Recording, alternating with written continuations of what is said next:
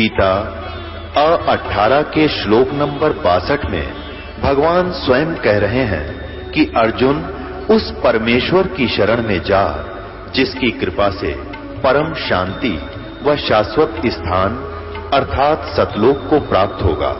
वो परमेश्वर कौन है, कहां है, कैसा है, जानने के लिए कृपया अवश्य सुनिए जगत गुरु तत्वदर्शी संत रामपाल जी महाराज के अमृत वचन। यहाँ परमात्मा कहते तुम जिनको गुरु मान रहे हो, उन पर आश्रित हुए बैठे हो, लास्ट में आपने ऐसे पश्चाताप करना पड़ेगा जैसे उस तोते ने उस संभल के वृक्ष को एक अच्छा फलदार स्वादिष्ट फलदार वृक्ष मान के उस पर आश्रित था, फिर सिर पटक कर रो रहा था।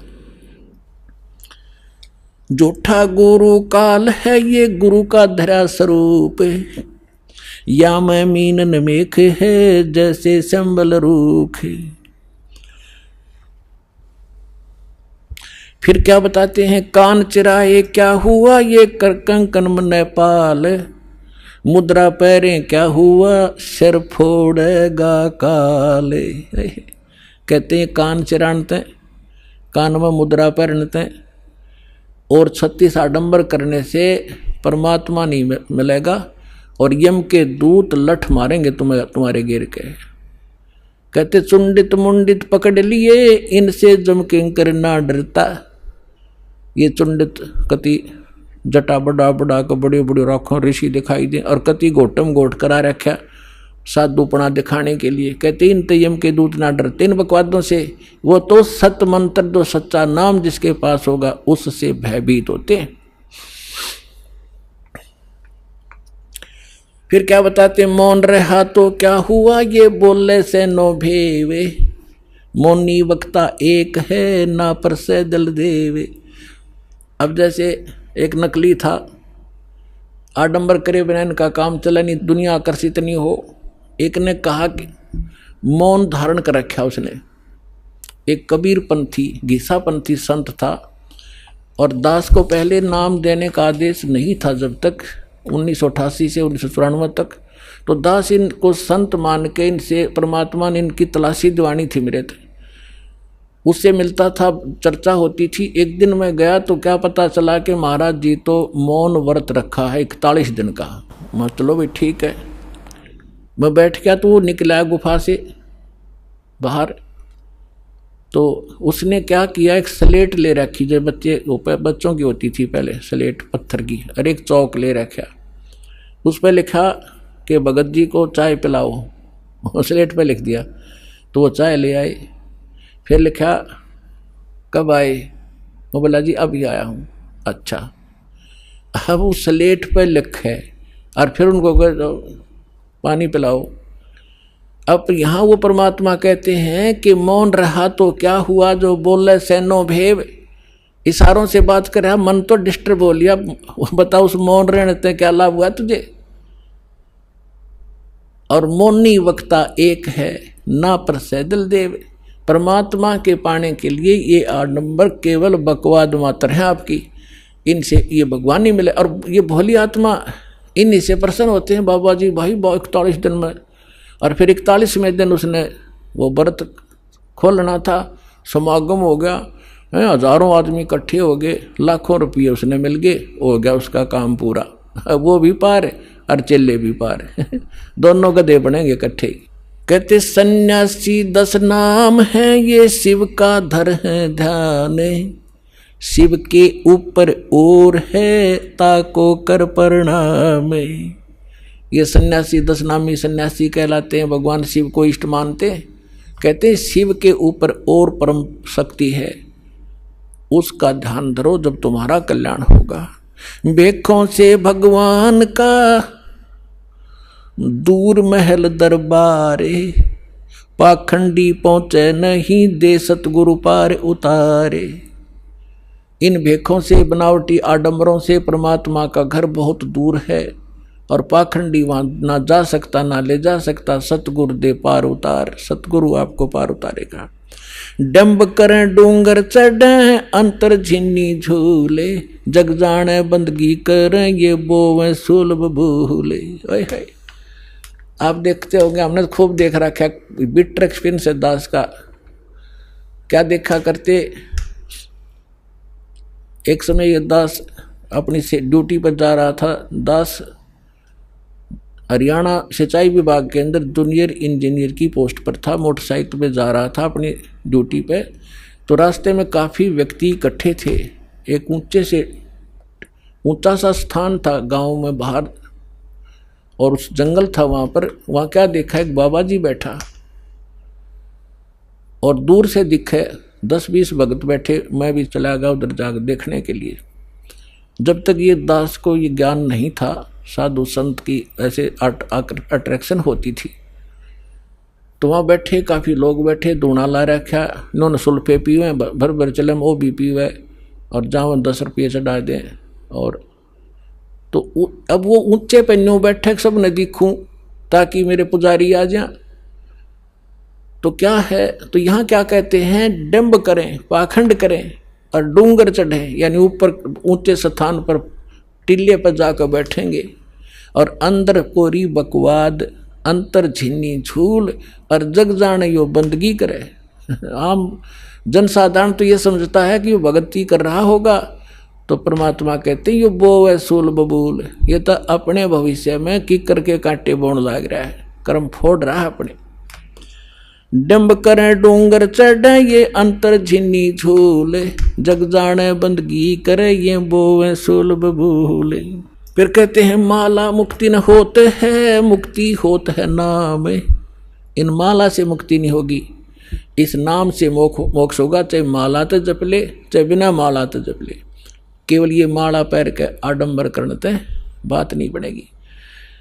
अपने आत्माओं जैसे दास आज जो सत्संग एंड करेगा, उसी के कारण ये आगे चल के बात बिगड़ जाती है। जैसे थोड़ा सा उदाहरण देता हूँ, ये माला गल में पहनने की परंपरा कैसे चली। जब भक्ति किसी भी युग में कभी प्रारंभ हुई थी, परमात्मा आते हैं, थोड़ी बहुत भक्ति वो स्टार्ट कर जाते हैं, चाहे प्रथम मंत्र की ही थी, तो उस माला से जाप किया करते थे। तो पहले क्या करते थे, जेब कपड़े वस्त्र इसे होते नहीं थे, माला से जाप किया और माला को आदर के साथ गले में डाल लिया करते। वो लोग दिखावा नहीं था, वो सिर्फ अपना सुरक्षित स्थान और आदरणीय स्थान सीने से लटकी रहती थी, और जब उसकी आवश्यकता पड़ती उसको जब जाप कर लिया करते थे। तो जिसके गले में माला होती वो जाप करते थे। तो बगैर मर्यादा के उन मंत्र करने वालों से अगर किसी को दुआ निकल गई वो सफल होगी। तो गृहस्थी आदमी ने को किसी ने आशीर्वाद दे दिया, उस माला वाले ने, जाप करनी ने, तो उसको लाभ हो गया। तो उनकी पूजा शुरू होगी, अपने घर घर बुलाने लगे। जब यह थोड़ी सी भक्ति डाउन होने लगती है, तो फिर ये पहचान मान ली कि जो गल में माला डाल रहा है ये भगत है, और इसकी पूजा सेवा करने से बहुत लाभ हो से। तो हम 2 भागों में बट गए। तो जो माला डालने दिखता उसको हम भगत और संत मान लेते, उसकी सेवा करते, चरण धोते, और उससे थोड़ा बहुत लाभ उसको मिल जाता। अब कैसे, वो तो ऐसा था जैसे एक किसी ने अपने टायर में हवा भर रखी है, और उसमें से ला कर दूसरी ट्यूबर दूसरे के टायर में डालता रहे, तो थोड़ी बहुत आ जाएगी, उसका भी काम ना चले पूरा, और उसकी खत्म हो जाएगी। तो ऐसे बात बिगड़ती चली गई। तो ऐसे हम इन नकलियों को जो गल में माला डाला करते, प्रारंभ में तो ये भगत थे, फिर मर्यादाहीन होने से अपनी संग्रहित कमाई को यहीं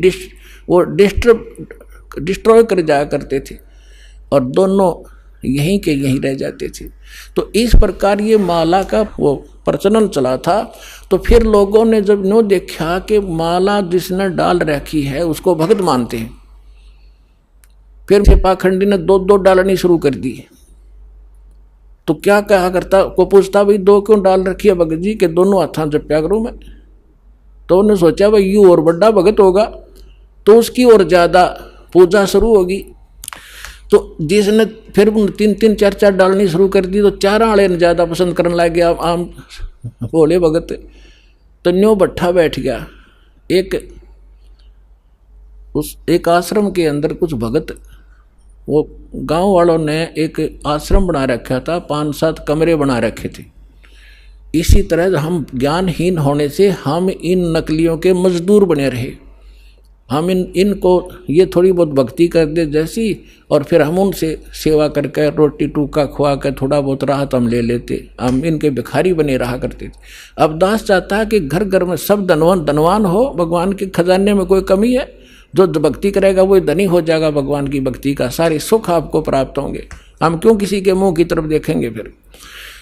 तो क्या था, उसमें 5-7 कमरे बना रखे थे, वहाँ पर साधु संत आया करते थे और गांव के लोग वहाँ सेवा करने जाते थे।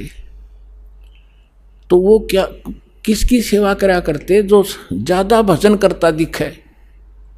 उन्होंने क्या पहचान कर रखी थी कि ज़्यादा भजन कौन करता है? जो सबसे पहले उठ कर स्नान करके और अपने भजन पर बैठ जाता है।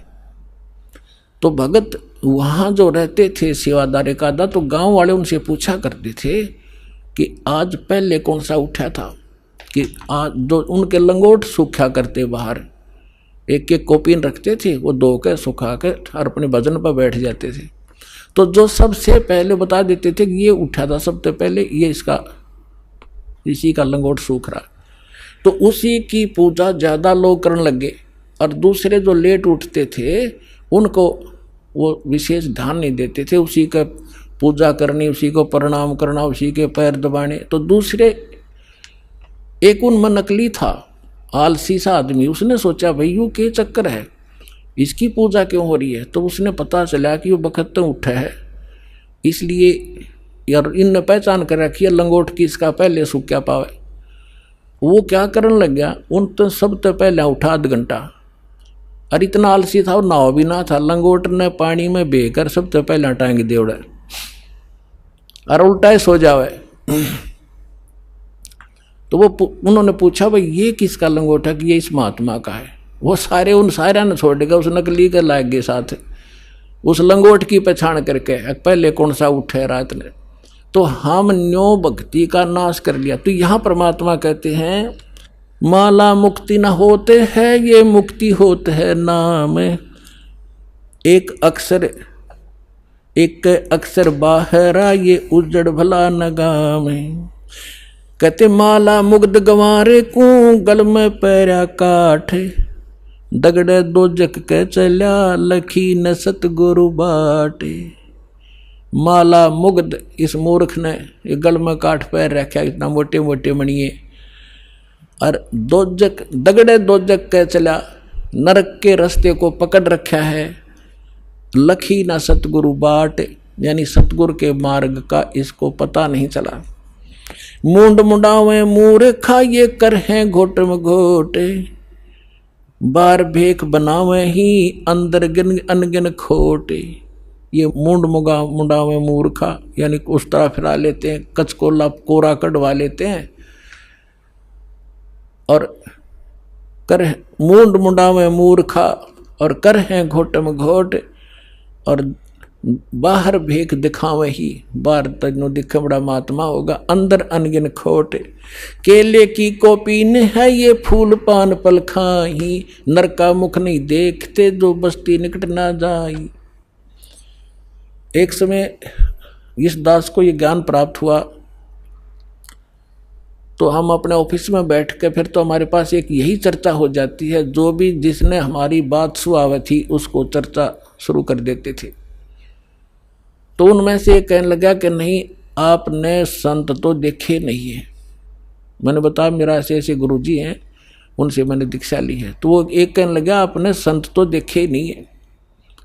दूसरा मेरा साथी कह रहा था, मैं कैसे होते हैं भाई? कि मैं एक बार ऋषिकेश गया हुआ था, हरिद्वार से आगे, और वहाँ एक आगे जंगल है, 1 किलोमीटर आगे चल के साइड में, और वहाँ एक महात्मा रहता है, और वो केवल एक लंगोट बांधता है केले के पत्तों की। जंगल में रहता है, और जंगल में इतना गहरा चला जाता है, आदमी के तो दर्शन भी नहीं करता वो, और जय उसके दर्शन हो जाए तो बेड़ा पार हो जाता है। तो बहुत से लोग वहाँ इकट्ठे हो रहे थे, तो मैं भी जाकर बैठ गया, उनसे पूछा ताछी की, तो उन्होंने बताया कि एक महापुरुष रहते हैं यहाँ पर, और वो कभी कभी यहाँ दिख जाते हैं विचरण करते हुए, तो हम उसके दर्शनार्थ बैठे हैं, हो सकता हमारे भाग जाग जा। लेकिन वो जब भी कोई आभास होता है तो भाग कर अंदर गुफा गहरी जंगल में भाग जाता है, आदमियों को दर्शन नहीं देता। तो कहने लगा कि एक बता रहा था कि मैंने एक दिन थोड़ी सी दर्शन हुए थे, बस एकदम फिर वो पीठ फेर कर भाग गए, बस उस दिन थोड़ी सी कसर रह गई, ना बेड़ा पार हो जाता। तो उसी आस में 20-30 आदमी बैठे थे वहाँ। अब इस परमात्मा के ज्ञान से वो निर्णय होगा कि वो के था, वो कौन था।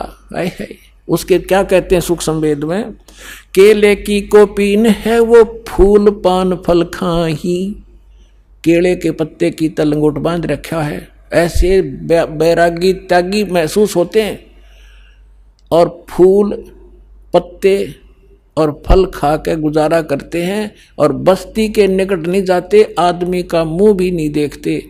ऐसे त्यागी बैरागी, उनको संसार एक समर्थ संत मानते हैं। अब उसका पैमाना दिया है सुख संवेद में, केले की कोपीन है जो फूल पान फल खाही, नर का मुख नहीं देखते जो बस्ती निकट नहीं जाही। वो क्या है, वो जंगल के रोज है जो मनुष्यों बिद के जाही, निस्दिन फिरो उजाड़ में न्यो परमात्मा पावे नाही। कैसा पैमाना दे दिया, वो जंगल के नील गाय हैं, रोज हैं जो आदमियां देख कर भाग जाओ, फदड़ फदड़ कर पता नहीं कहां जाके डटे। ये जंगल के रोज है, जब नाम से मोक्ष होगा, इन बकवादों से होगा। इस जंगल में पशु सारे नंगे फिरे और भाग जाते हैं, मर्ग भी भाग जाते हैं आदमी से डर के। फिर इसका समाधान बताते हैं, डेरे डंडे खुश रहो ये खुसरे लेना मोक्ष, दरु प्रहलाद पार उतर गए फिर डेरे में क्या दोष। परमात्मा देखो, और तो उदाहरण उनके पास था नहीं जब ये ज्ञान मालिक दिया करते थे। हम धरु और प्रहलाद को मुक्त मानते हैं, मानते हो कहाँ जी? तो जब धरु और प्रहलाद तुम कहते हो पार हो गए, उनके इतिहास देखो पढ़ के। प्रहलाद जी 10 वर्ष के थे जब नरसिंह जी आए, उनको मिले, यानी परमात्मा प्राप्ति हुई। भक्ति वो पहले से ही कर रहे थे और फिर उन्होंने शादी करवाई। और जो राजा बलि था जिसने वो 100 अश्वमेघ यज्ञ करी थी इंद्र की गद्दी प्राप्त करने के लिए, और जिसके लिए भगवान आए थे 52 रूप बना के, तो वो प्रहलाद का पोता था, बैलोचन का लड़का था। तो उनने ब्याह करवाया, बालक हुए और वो पार हो गए। और ध्रुव का भाई था उत्तम, उसकी मृत्यु हो गई थी। फिर ध्रुव ने ब्याह करवाया और उत्तम वाली पत्नी भी उसके साथ रखी उसने, तो वो भी पार हो गया। तो कहने का भाव ये नहीं है कि तुम जो बकवाद करते हो कि ब्रह्मचारी जंगल में गए वह पार होंगे, नहीं। अगर ब्रह्मचारी पार हो तो ये इजड़े तो सब तो पहला पार हो जा, उनका तो 5-6 नंबर आवे। लेकिन मोक्ष होगा भक्ति से, चाहे ब्रह्मचारी हो रहा कर लो, और चाहे ये खुसरे कर लो, और चाहे गृहस्थी कर लो। दुराचार बुरा बताया, ये तो वैसे अच्छा नहीं, वैसे भी बेहुदी बातें हैं। तो कहने का भाव है भक्तों के तो वैसे सतर के काम नहीं है। तो इस प्रकार क्या कहते हैं, डेरे डांडे खुश रहो, डेरे डांडे खुश रहो खुसरे लेना मोक्ष। और दुरुप्रहलाद भी पार हो गए। फिर गृहस्थी में के दोष, अपने आत्माओं ये 9 काम बिगाड़े हैं। एक बार गरीबदास साहिब जी जब परमात्मा से परिचित हो चुके थे और अपना ज्ञान प्रचार भी करते थे, कोई उसके उनके पास आ जाता था तो ज्ञान भी देते थे, दीक्षा देते थे, केवल सिंपल सी, ये मूल ज्ञान नहीं देते थे। फिर भी उनसे बहुत राहत मिलती थी, वो समर्थ थे, आशीर्वाद से भी लाभ देते थे, संसारिक सुख दिया करते। तो उन एक आपको बताता हूँ इनकी कैसी दुर्गति होती है। जग जाने यो बंदगी कराइए बोए सोल बबूल। एक बेरी गांव है रोहतक जिले में, अब वो झज्जर में हो गया। तो वहाँ का उस गांव का एक व्यक्ति था हरलाल नाम का, और वो धार्मिक व्यक्ति था घना। उसने एक साधु रख लिया अपने घर पे कि महाराज आप यहाँ रहो।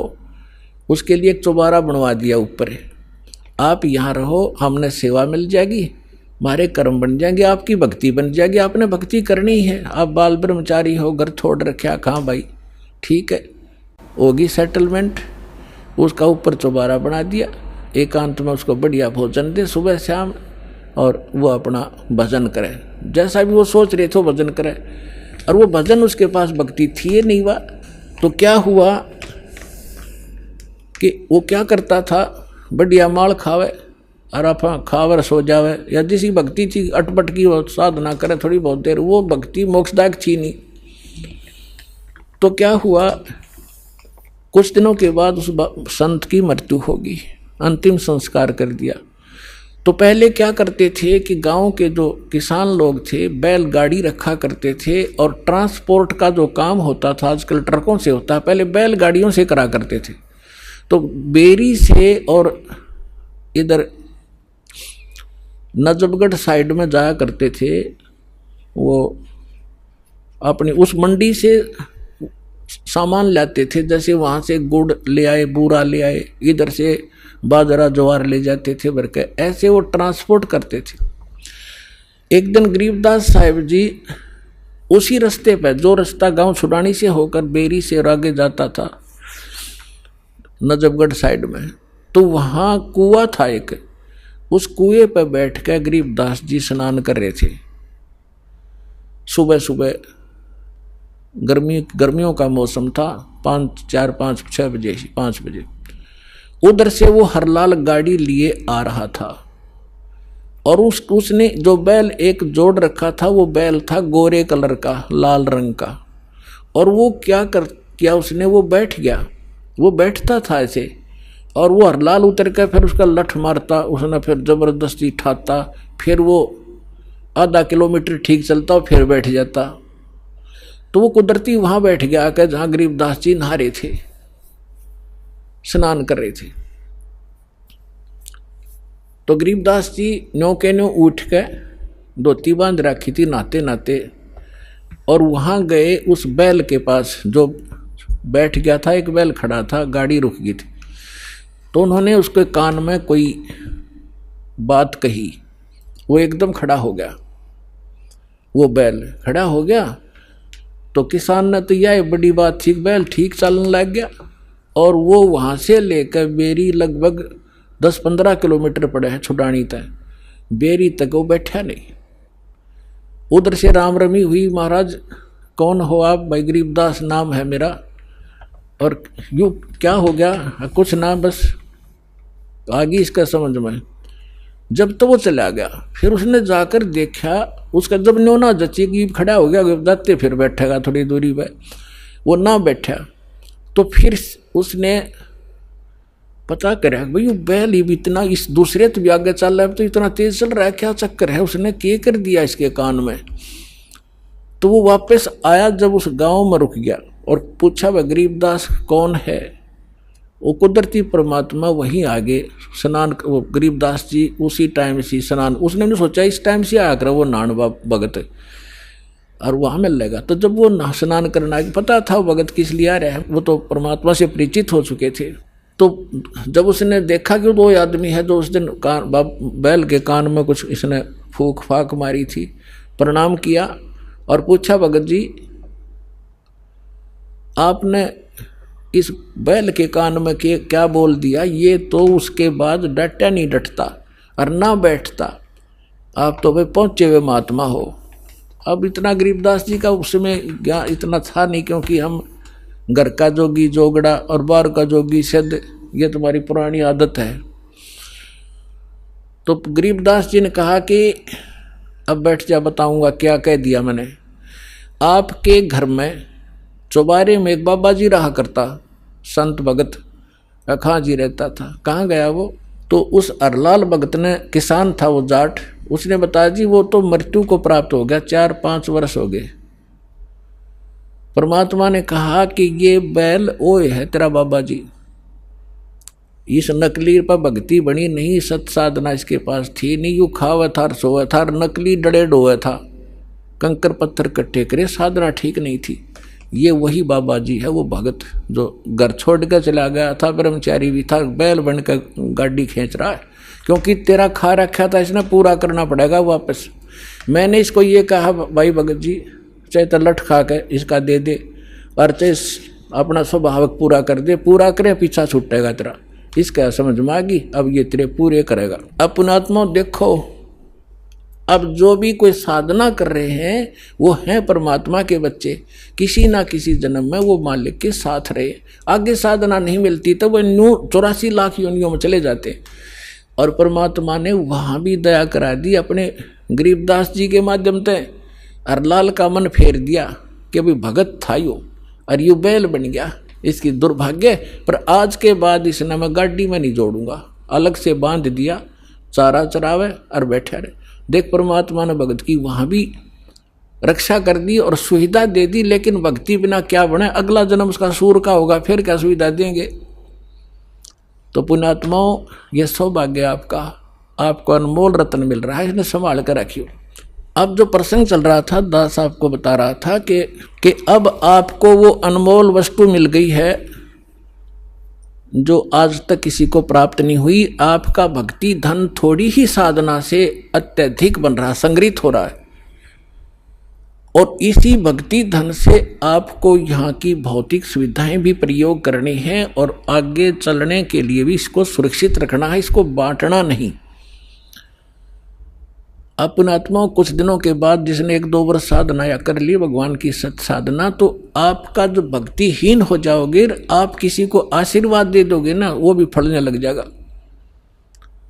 आपके पंचर हो जाएगा और उसमें हवा भरने लग जाएगी, आप भी डाउन हो जाओगे, यही रह जाओगे। आपकी गाड़ी खड़ी हो जाएगी और उसने उसका लाभ होना नहीं, क्योंकि दोनों को फुल एयर चाहिएगी टायर में आगे गाड़ी बढ़ाने के लिए, और वो अलग सिस्टम है जो दास आपको दे रहा है। इससे पंप सारे भरो और अपनी गाड़ी चलाओ। एक दूसरे मूर्ख होगा जो अपने टायर में दूसरे के टायर में हवा भरे, दोनों कंडम हो जाओगे। तो इस साधना से हम ऐसे बिगड़ जाते हैं। जो प्रसंग चल रहा था कि ऐसे जो जन्म मनुष्य के होते हैं वो ऐसे होते हैं जो पुनकर्मी प्राणी है। जैसे अब ये भक्ति युग चला है, अभी 1-2 वर्ष और बाधा रहेगी, थोड़ी बहुत, ज़्यादा नहीं, क्योंकि समझदार हो, बुद्धिमान हो, सबको ज्ञान हो गया, अब कौन किसकी सुनेगा। फिर 1-2 वर्ष के अंदर पूरे विश्व में फैल जाएगा, सब आपके साथी समर्थक हो जाएंगे, फिर बात खत्म हो जाएगी। फिर जो मर्यादा आप करोगे आपका सहयोग देंगे और वो भी वो मर्यादा ही पालन कर रहे होंगे, तो आपका भक्ति खंड नहीं होगा, आप भी सफल होंगे और वो भी होंगे। फिर क्या होगा कि कुछ दिनों में आपको इतना सुख हो जाएगा, क्योंकि भगवान सुख सागर है।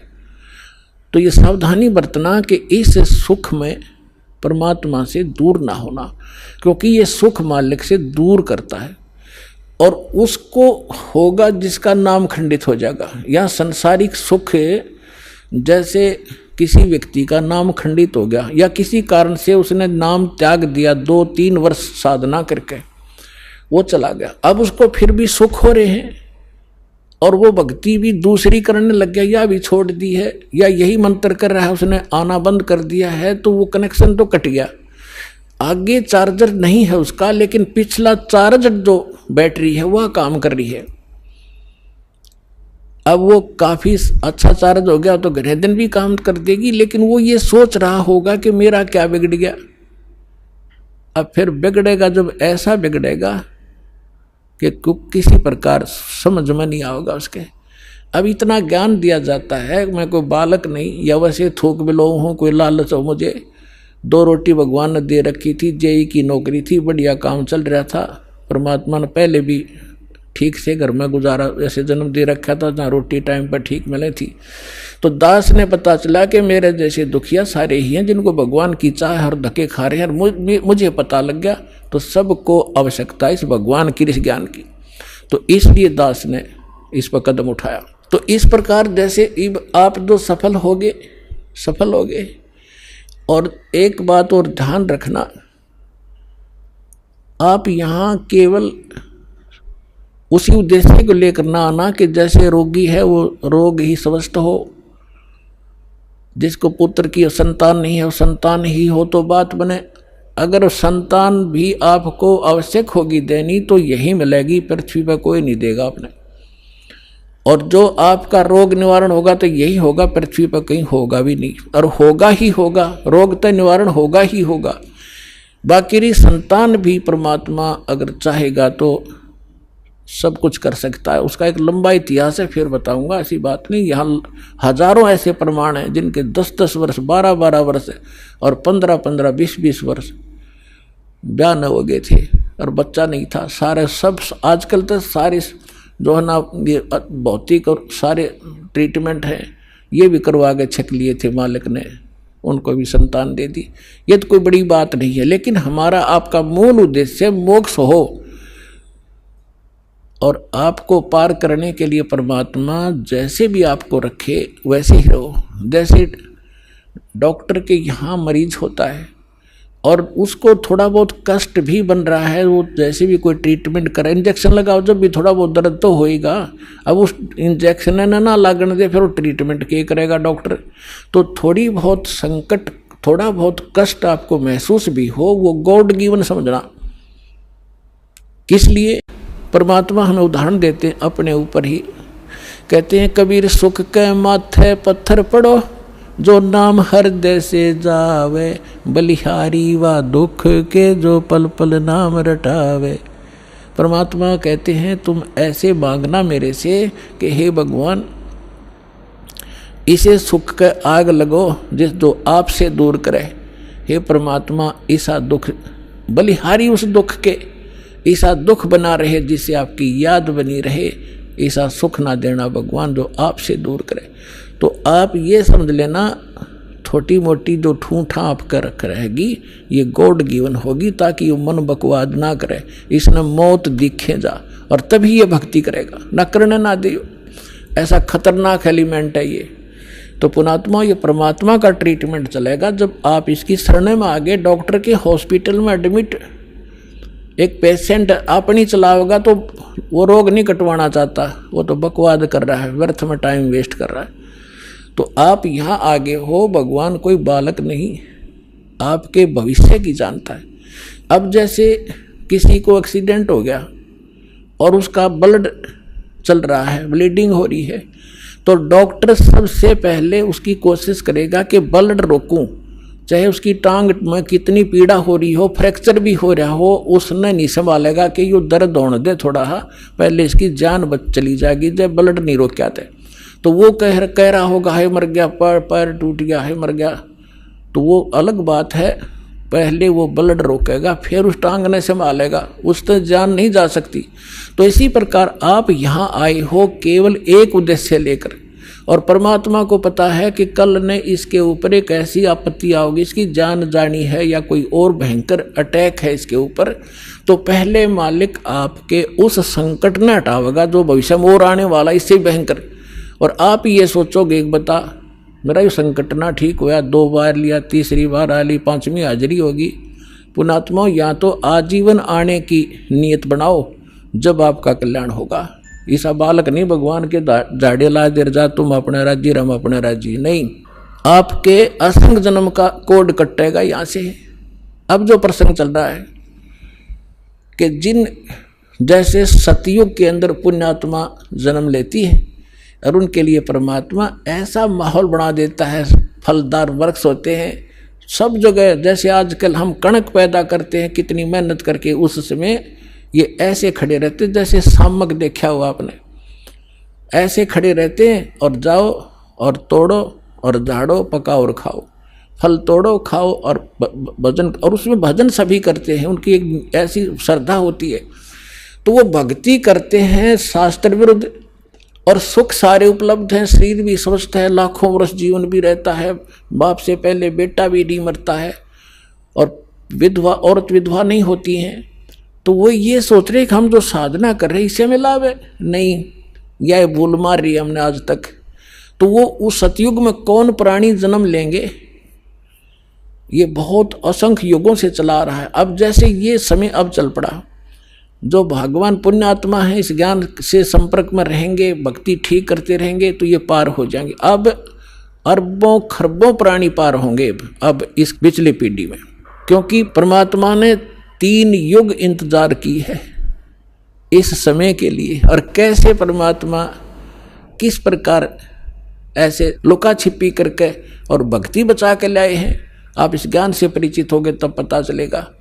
कहीं भी जैसे आप सोचा करते श्री कृष्ण ने साड़ी बढ़ा दी द्रौपदी की, श्री कृष्ण नर के बस का ना था कुछ भी।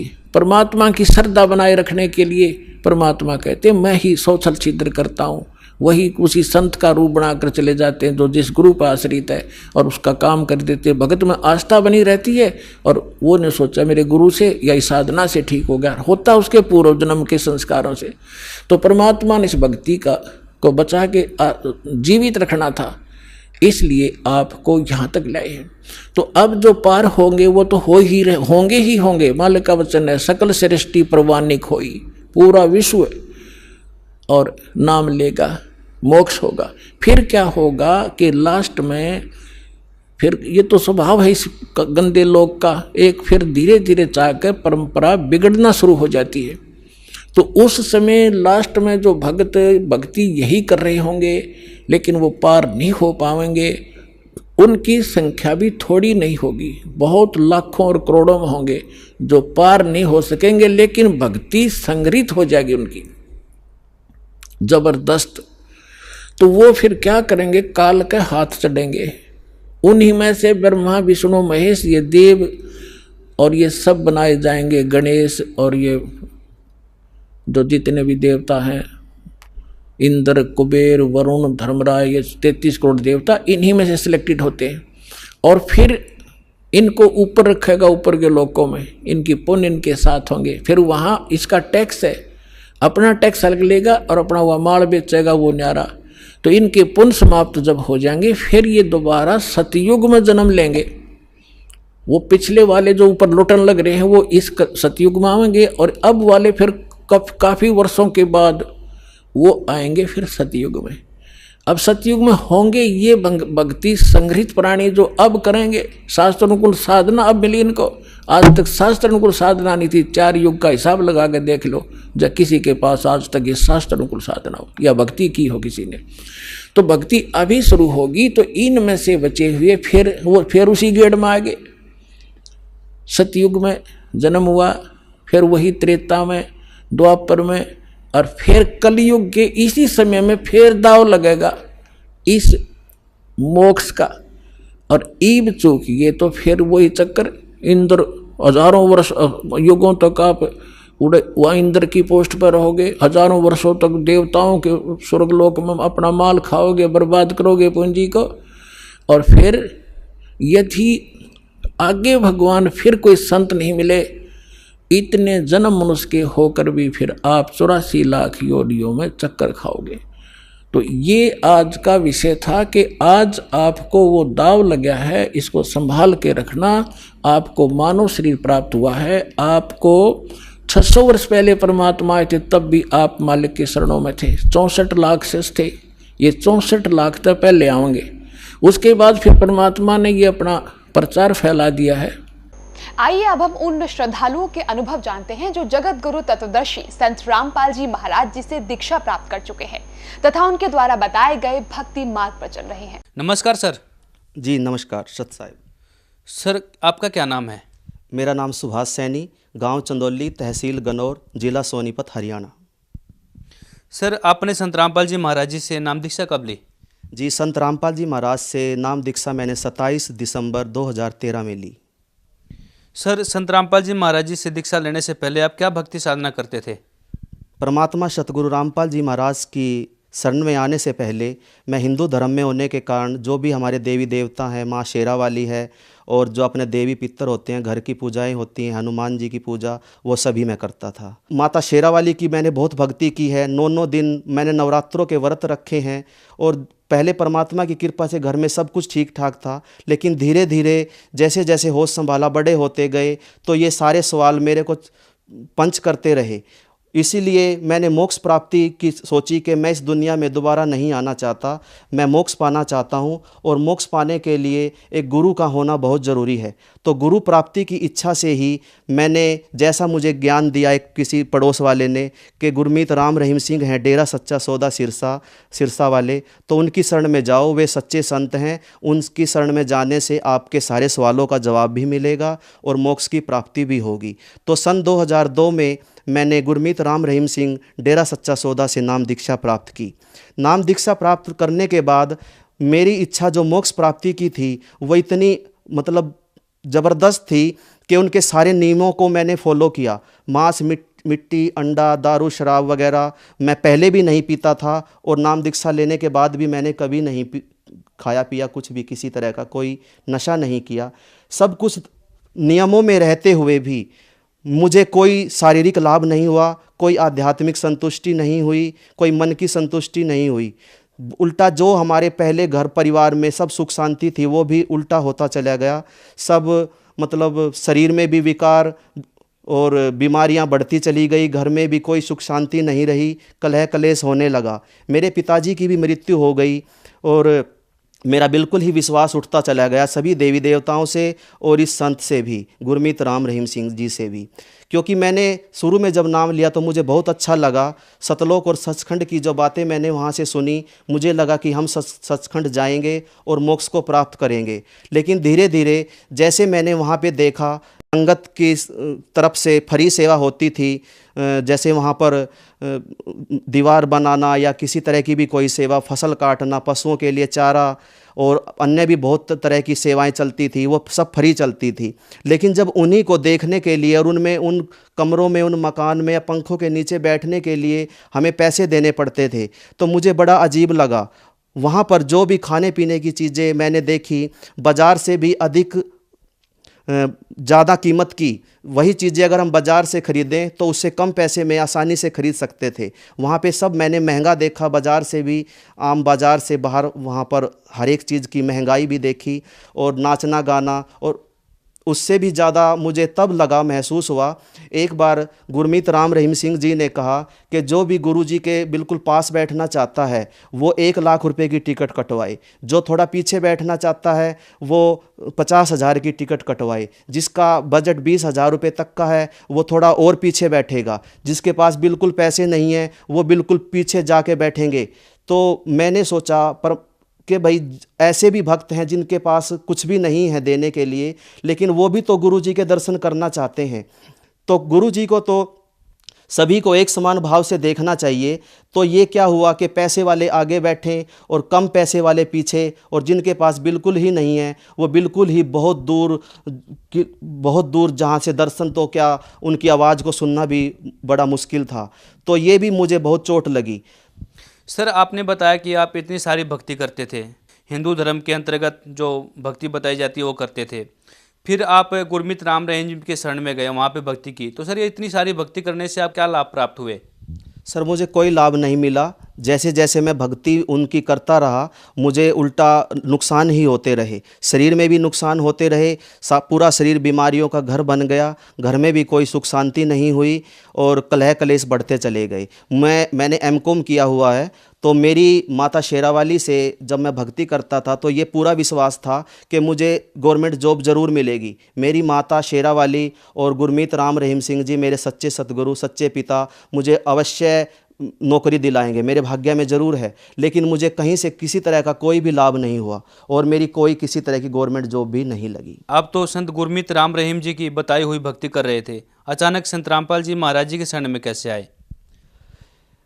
नवंबर 2012 में शाह मस्ताना जी महाराज का जैसे जन्म महीना आता है, हर वर्ष आता है नवंबर महीने में, तो मैं बालगढ़ से बरनावा आश्रम में जा रहा था। तो उसी गाड़ी में 2 भक्त और भी बैठे हुए थे, एक सरदार जी थे और एक उनकी भक्तमती थी, पत्नी थी।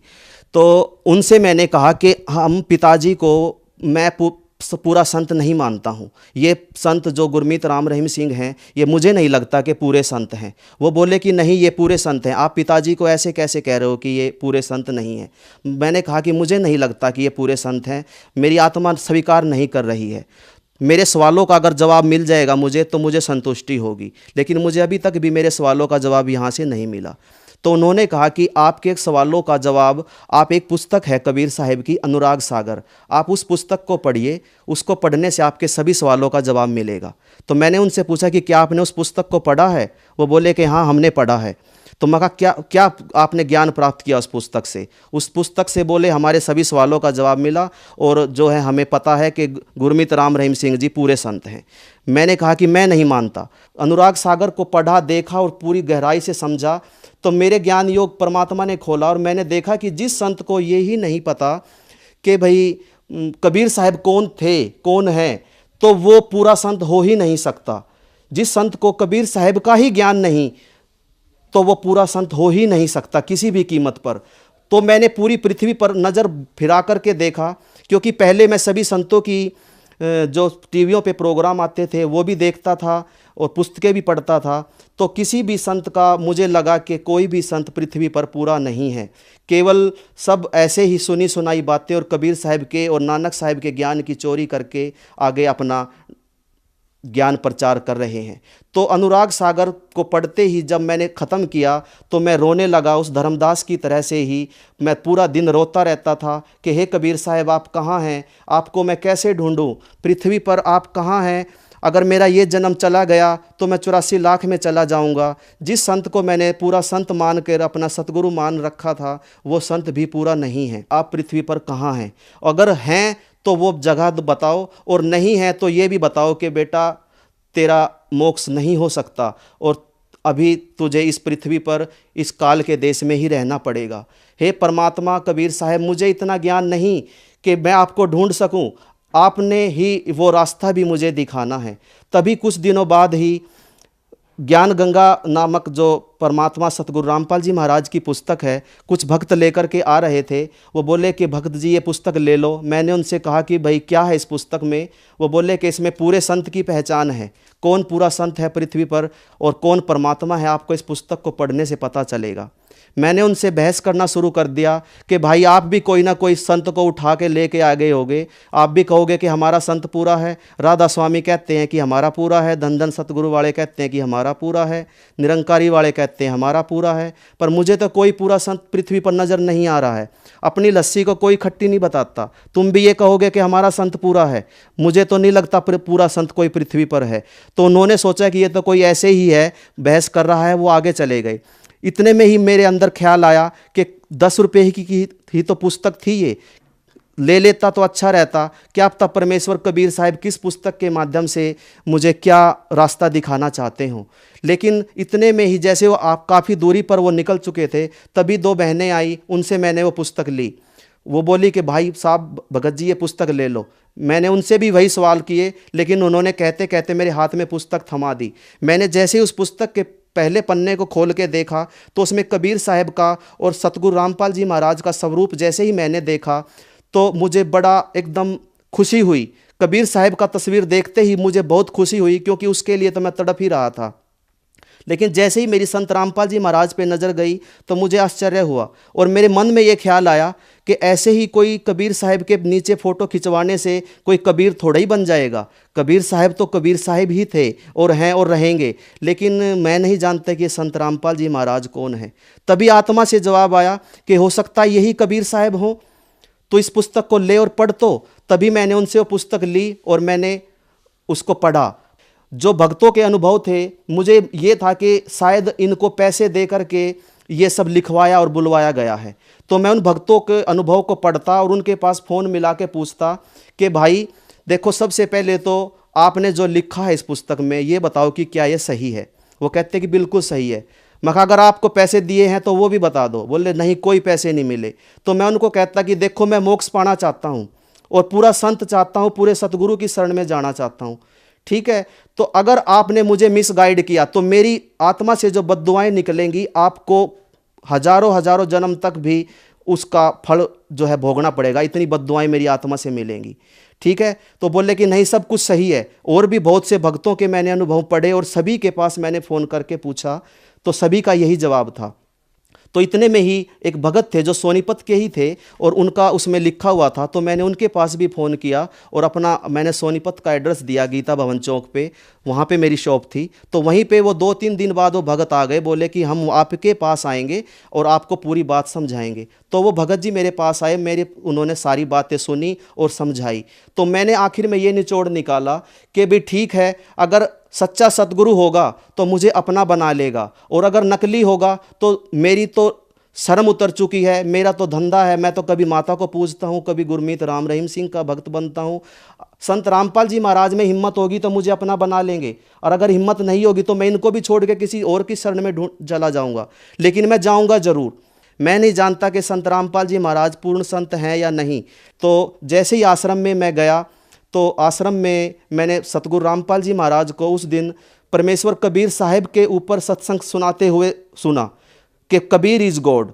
हजारों प्रमाण सतगुरु रामपाल जी महाराज ने दिखाए कि Kabir is God, Kabir is God. और ये सब सुनते हुए मैं इतना ज़ोर ज़ोर से रोने लगा कि यही संत पूरा हो सकता है जो कबीर को परमात्मा और सतगुरु रूप में बार बार क्लियर कर रहा है, हमारे वेदों से, कुरान शरीफ से, बाइबल से और गुरु ग्रंथ साहिब से, गुरु नानक साहिब की वाणी से। गुरु नानक साहिब को मैं विशेष तौर पर बड़ी श्रद्धा और मान सम्मान अपने आत्मा में दिया करता था कि नानक साहब की वाणी से भी प्रूव करके दिखाया कि कबीर इज गॉड। तो मुझे लगा कि बिल्कुल यही संत पूरा हो सकता है। जब आप गुरमीत राम रहीम जी के आश्रम में थे, वहाँ पे आपने बताया कि पैसे लिए जाते थे, फिर आप संत रामपाल जी महाराज जी के आश्रम में आए, फिर आपने नाम दीक्षा ली, तो क्या आपसे भी कोई पैसे लिए गए थे?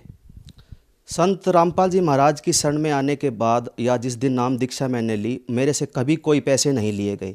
ये तो सिर्फ आप मीडिया वालों का बनाया हुआ प्रोपगंडा है, जो कि उछाल रहे हैं, बात को बदनाम कर रहे हैं कि संत रामपाल जी महाराज के पे जब नाम दीक्षा लेने जाते हैं तो उनसे 10,000 लिए जाते हैं, 20,000 लिए जाते हैं, बल्कि यहाँ कुछ किसी तरह का कुछ भी नहीं। और खाना पीना, नाश्ता, रहना, सब चीज़ें, सब सुविधाएँ फ्री में दी जाती हैं, कहीं कोई पैसा नहीं लिया जाता। सर, संत रामपाल जी महाराज जी से जुड़ने से पहले आप इतनी सारी भक्ति साधनाएं कर रहे थे, लेकिन आपको कोई लाभ नहीं हो रहा था, तो क्या संत रामपाल जी महाराज जी से नाम दीक्षा लेने के बाद आपको कोई लाभ प्राप्त हुआ?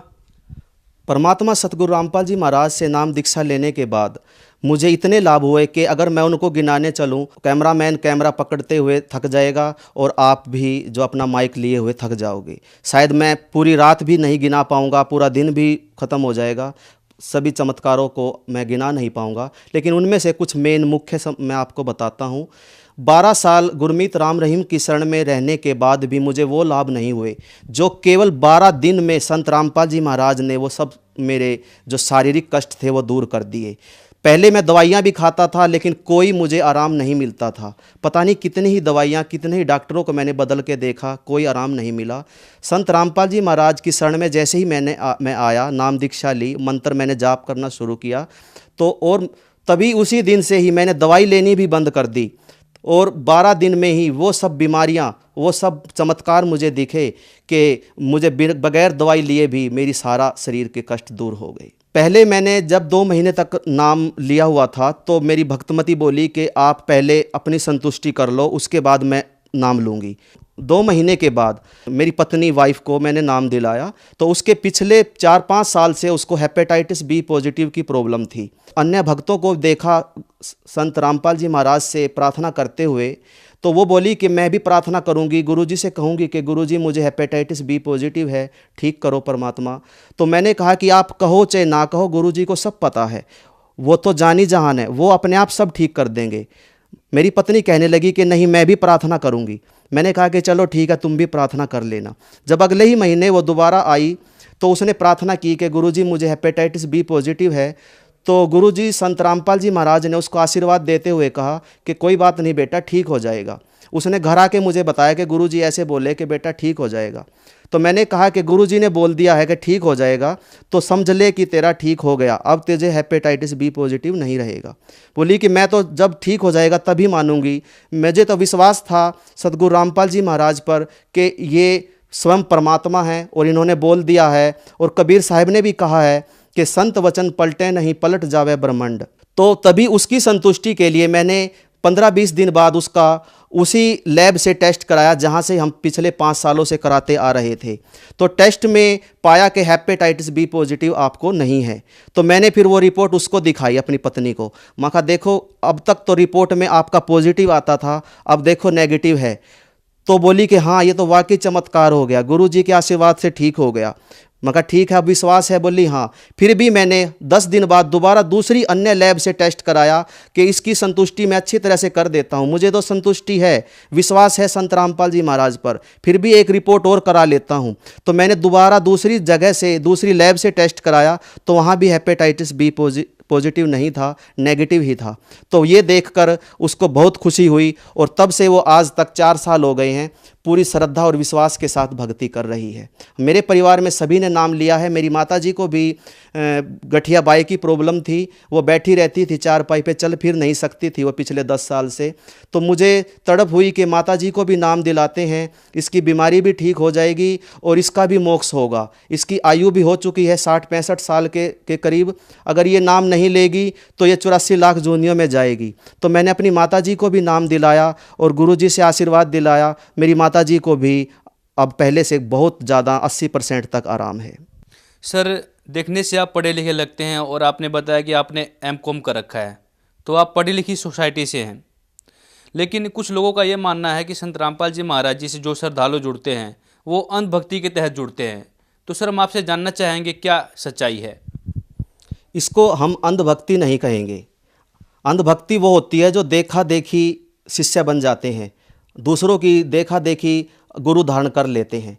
अंधभक्ति वो थी जब मैं गुरमीत राम रहीम सिंह से मैंने दीक्षा प्राप्त की। वहाँ मैंने बगैर किसी चीज़ को छाने हुए, बगैर किसी ज्ञान को खोजे हुए, प्रमाणों के बगैर मैंने उनको अपना गुरु बनाया था।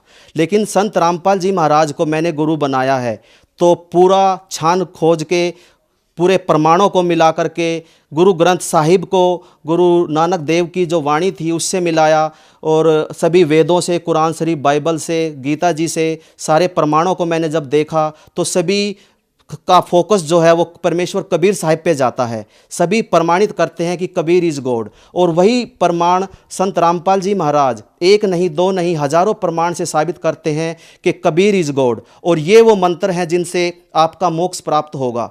नानक साहिब की वाणी से सभी से उन्होंने प्रमाणित किया कि ये वो मंत्र हैं जिनसे मोक्ष होगा।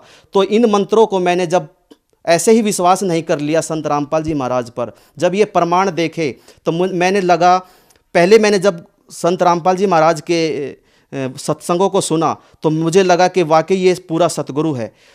तब धीरे धीरे मैंने और 1 महीना जब सत्संग सुनता रहा, देखा कि ये गुरु नहीं, ये तो गुरुओं का बाप है।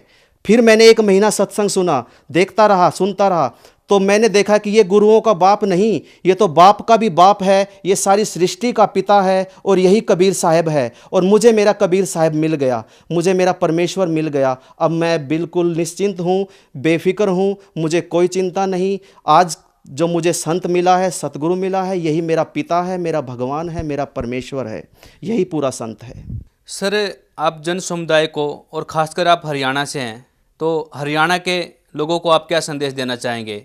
सभी मनुष्य जाति से, हरियाणा, पंजाब, चाहे पूरा देश, पूरा विश्व, जो भी मानवधारी शरीर हैं, तो मैं सभी से प्रार्थना करना चाहता हूँ कि पूर्ण संत अगर पृथ्वी पर कोई है तो वो संत रामपाल जी महाराज ही हैं। इनके अलावा पूरा संत पृथ्वी पर कोई नहीं है। आज तक कबीर साहब का जो ज्ञान है वही ज्ञान को लेकर के सतगुरु नानक साहब ने ज्ञान दिया है, और अन्य भी जितने भी धर्म पंथ हैं सभी में कबीर साहब की वाणियाँ ही कही और बोली जाती हैं, उन्हीं का ज्ञान दिया जाता है। तो कबीर साहब ही स्वयं सतगुरु रूप में आते हैं, और जो आज की तारीख में संत रामपाल जी महाराज के चोले में स्वयं कबीर साहब आए हुए हैं। आप सभी इनसे नाम दीक्षा प्राप्त करें, अपना मोक्ष करें, कल्याण करें, और जीते जी अपने घर की सुख शांति, शरीर के सुख और सभी अपने जो हैं दुखों का निवारण करें। सर संत रामपाल जी महाराज जी से यदि कोई श्रद्धालु नाम दीक्षा लेना चाहें तो कैसे ले सकते हैं? सतगुरु रामपाल जी महाराज से नाम दीक्षा प्राप्त करने के लिए आप सभी टीवी पे जो प्रोग्राम आते हैं संत रामपाल जी महाराज के सत्संग दिखाए जा रहे हैं, उन पे नीचे एक लाइन चलती है, उस पे नंबर दिए जाते हैं, उन नंबरों पे आप संपर्क करके बात कर सकते हैं। हर डिस्ट्रिक्ट में नामदान स्थल हैं, तो वहाँ से आप नज़दीकी नामदान केंद्र का पता प्राप्त करके नाम दीक्षा प्राप्त कर सकते हैं। बहुत बहुत धन्यवाद सर। जी, सत साई।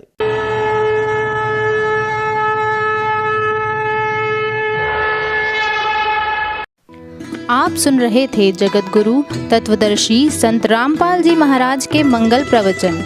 अधिक जानकारी के लिए संपर्क करें 8222-880-541, 8222-880-542, 8222-880-543, 8222-880-544।